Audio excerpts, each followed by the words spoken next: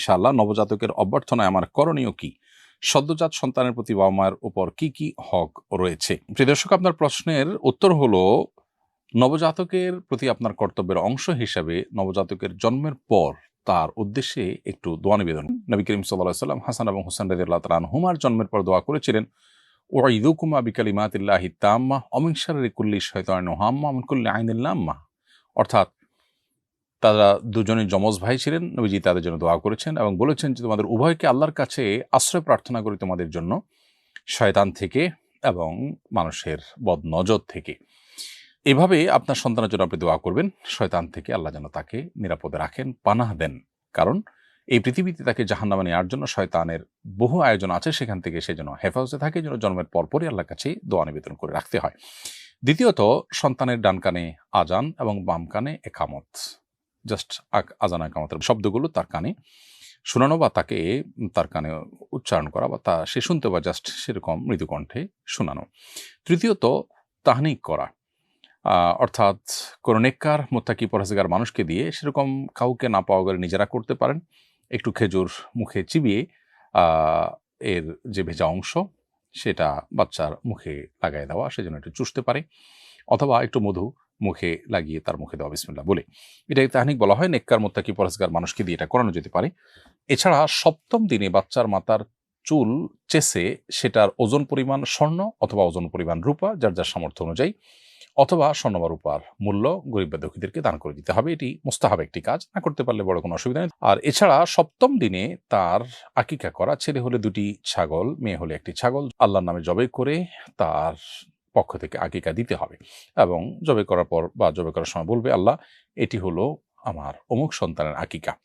তার আগে তার জন্য সুন্দর একটা নাম নির্বাচন করতে হবে। সে নাম নির্বাচন করার ক্ষেত্রে শরিয়ার যে নীতিমালা আছে সেগুলো লক্ষ্য করে তার মুসলিম আইডেন্টিটি প্রকাশ পায় সেরকম নাম রাখার চেষ্টা করতে হবে। আজকাল অনেকে আমরা আনকমন নাম রাখতে গিয়ে মুসলিম আইডেন্টিটির বাইরে চলে যায় এবং এমন সব নাম রাখি সন্তানদের যে নামগুলো দেখে তাদের আসলে মুসলিম কি অমুসলিম বোঝার কোনো উপায় থাকে না। পৃথিবীতে পশ্চিমারা যাদের ধর্মকর্ম একেবারে হারিয়ে গেছে, তারা পর্যন্ত তাদের সন্তানদের নামকরণ করার ক্ষেত্রে ধর্মীয় আইডেন্টিটিকে এখনো মাথায় রাখে। অথচ দুর্ভাগ্যজনক বাস্তবতা, আমরা অনেকে সেই জায়গা থেকে সরে আসছি। অতএব এই কাজগুলো আপনি আপনার সন্তানের জন্য করবেন ইনশাআল্লাহ বিদিনিল্লাহ। সন্তানকে নেককার করার জন্য, দিনদার করার জন্য ছোটবেলা থেকে আপনি চিন্তা করবেন, ভাববেন এবং তার জন্য সেই প্ল্যান প্রোগ্রাম করবেন। এটি আপনার কর্তব্যের অংশ তার প্রতি।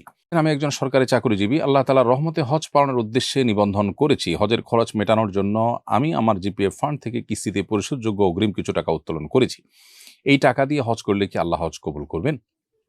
বোন তাজকিরা সুলতানা, হজ এমন একটি ইবাদত যে ইবাদতের জন্য আমরা লোন করে হজের খরচ বহন করলে সেটি বিধেয় বা জায়েজ, সেটি কোনো মৌলিকভাবে অসুবিধার বিষয় নয়। জিপিএফ ফান্ড থেকে যে আপনি অগ্রিম টাকা নিয়েছেন, এটি যদি সুদ মুক্ত কোনো লোন হয়ে থাকে তাহলে তো কোনো অসুবিধাই নেই। আর যদি এটা সুদি লোন হয়ে থাকে তাহলে এটি একটি গুনাহের কারণ। কারণ আপনি হজের মতো ইবাদত বা যে কোনো কাজ করার জন্য সুদি লোন নিয়ে সেটি কাজ করতে পারেন না। সুদকে আল্লাহ তাআলা হারাম করেছেন। এমনকি হজের জন্য আপনি সুদি লোন নিতে পারেন না। যদি আপনি নিয়ে থাকেন তাহলে সেক্ষেত্রে এটি ছাড়া বিকল্প কোনো ওয়েতে আপনার হজে যাওয়ার চেষ্টা করা উচিত। তারপরেও যদি আপনি মূল টাকা যেহেতু আপনার হালাল, আপনি যদি হজ করে ফেলেন, হজ হয়ে যাবে ইনশাআল্লাহ। কিন্তু সুদি কারবার করার কারণে আপনি গুনাহগার হবেন এবং হারাম টাকায় আসলে হজ বা উমরা বা অন্য কোনো ইবাদত আল্লাহর কাছে সেইভাবে গ্রহণযোগ্য হয় না। তবে আইনত আপনার হজের অন্যান্য বিধিবিধানগুলো পালন করলে হয়ে যাবে। আল্লাহর কাছে গ্রহণযোগ্য করবার জন্য হজ যে অর্থে করবে সে অর্থটা হালাল হওয়া উচিত। যদিও আপনি এখানে যে টাকাটা নিয়েছেন সে টাকাটা হালাল, এটার এগেনস্টে যে সুদ দিচ্ছেন সেটা হারাম। এই যে সুদী লেনদেন করেছেন, সুদী লেনদেন করে যে হজ করছেন সেটি আপনার হজের মানকে কমিয়ে দিবে এবং মর্যাদাকে নষ্ট করবে। এই জন্য আপনার সুদী লোন হয়ে থাকলে সেখান থেকে আপনার ফিরে আসা উচিত। আমি দুগ্ধ প্রক্রিয়াজাত শিল্পের সঙ্গে যুক্ত। দুধ সংগ্রহের পর দুধে কিছু রাসায়নিক যোগ করা হয়। দুধের ফ্যাটের হার ঠিক রাখা, অম্লতা পরিবর্তন করা, ব্যাকটেরিয়া আটকাতে হাইড্রোজেন পারক্সাইড ব্যবহার করা হয়। এই পেশার বিধান জানতে চাই। প্রিয় দর্শকের উত্তর হলো যে এই জাতীয় আপনার প্রক্রিয়া, এটি যেহেতু মানুষের সুবিধার্থেই করা হয় এবং এটি মানুষের ক্ষতির জন্য করা হয় না বা এটার কারণে বড় কোনো ক্ষতির কথাও জানা যায় না, তাহলে এই পেশায় চাকরি করা আপনার জন্য হারাম হওয়ার কোনো কারণ আপাতদৃষ্টিতে দেখছি না।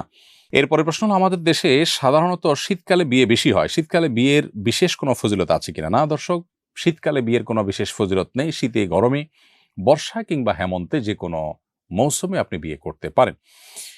বিয়ের জন্য বিশেষ কোনো মৌসুমের কোনো প্রায়োরিটি কোরআন হাদিসের আলোকে দেওয়া হয়নি। শীতের সময় বিয়ে বেশি হয়, হয়তো বা শীতের সময় আয়োজন করা সহজ হয়, নানা কারণে হয়তো এ সময় বিয়ের আয়োজন করাটা আয়োজকদের জন্য সহজ, সেজন্য তারা করে থাকেন, বা অন্য কোনো কারণ থাকতে পারে। কিন্তু শরিয়া দৃষ্টিকোণ থেকে শীত, গ্রীষ্ম, বর্ষা, হেমন্ত বা বসন্ত কোনো সময়ের মধ্যে আলাদা বিয়ের কোনো ফজিলত উল্লেখ হয়নি। আমার মা ও বাবার মধ্যে দ্বন্দ্ব আছে, তারা আলাদা আলাদা বাসায় থাকেন। আমি তাদের দ্বন্দ্ব মেটাবার চেষ্টা করে ব্যর্থ হয়েছি। আসলে বিষয়টা মীমাংসাযোগ্য নয়। আমি মাসের 15 দিন বাবার বাসায় এবং 15 দিন মায়ের বাসায় থাকি। আমি এখনো অবিবাহিত। মায়ের ফজিলত যেহেতু বেশি, মায়ের সঙ্গে বেশি সময় থাকা কি আমার উচিত? দর্শক, উত্তর হলো যে মা-বাবার প্রতি সদাচরণ করতে হবে। মা-বাবার সঙ্গেই বসবাস করতে হবে এবং সেটা আবার দিন গুনে, গুনে, এমন কোনো বাধ্যবাধকতা নেই। অতএব আপনি যদি মা-বাবার কাছে সঙ্গে নাও থাকেন, কিন্তু তাদের ভরণ-পোষণ, তাদের খায়-খাদমতের ব্যবস্থা করেন, আসা-যাওয়ার মধ্যে থাকেন এবং তাদের প্রতি আপনার দায়িত্বশীল আ আ আচরণ আপনি করেন, তাহলে সেক্ষেত্রে আপনি দায়মুক্ত হয়ে যাবেন। এক্ষেত্রে কারো সাথে যদি সঙ্গে বেশি থাকলেন, কারো সঙ্গে কম থাকলেন, তাতে কোনো অসুবিধা নেই। এরপরে প্রশ্ন হলো, আমার মা নানির একমাত্র মেয়ে। নানা-নানির বিচ্ছেদ হলে নানির আরেক জায়গায় বিয়ে হয়। সেখানে নানির কোনো সন্তান হয়নি। আমার প্রশ্ন হলো, নানির সমুদয় সম্পত্তির মালিক কি আমার মা হবেন? নাকি দ্বিতীয় স্বামীর আত্মীয়স্বজনরাও পাবেন? দর্শক, উত্তর হলো যে কোরআন কারিমে পরিষ্কারভাবে আল্লাহ তাআলা বলেছেন, যদি কারোর একটি মাত্র কন্যা সন্তান থাকে তাহলে তিনি অর্ধেক সম্পদ পান। সেই হিসাবে আপনার মা আপনার নানির সম্পদ থেকে অর্ধেক সম্পদ পাবেন। আর বাকি অর্ধেক যে সম্পদ, সেটা আপনার নানির অন্য ওয়ারিস যদি কেউ বেঁচে থাকেন তাহলে তারা পাবেন। আপনার নানির আর কে কে আছেন সেটা দেখতে হবে। আপনার নানির পরের যে স্বামী, সেই স্বামী তিনি যদি বেঁচে থাকেন তাহলে সেক্ষেত্রে তার একটা হিস্সা থাকবে স্বামী হিসেবে। আর যদি তিনি বেঁচে না থাকেন এবং সে ঘরে যদি কোনো সন্তান হয়নি, তাহলে সেক্ষেত্রে আর ওই আ আপনার নানা, আপনার যিনি আপনার নানির দ্বিতীয় স্বামী, তার পরিবারের কেউ আপনার নানির সম্পদে ভাগ পাওয়ার কোনো প্রশ্নই ওঠে না। কারণ কেউই তার, অর্থাৎ আপনার নানির রক্ত সম্পর্কীয় কেউ নন বা ওয়ারিশ নন। আপনার নানির ফ্যামিলিতে নানির বোন থাকতে পারেন, ভাই থাকতে পারেন, ভাতিজা-ভাতিজি থাকতে পারেন, আরো অনেকে থাকতে পারেন। নানির মা-বাপ থাকতে পারেন। তো কারা, কারা আছে না আছে সেই তালিকা জেনে তারপরে কে কতটুকু পাবে সেই হিস্সা নির্ধারণ করা যাবে।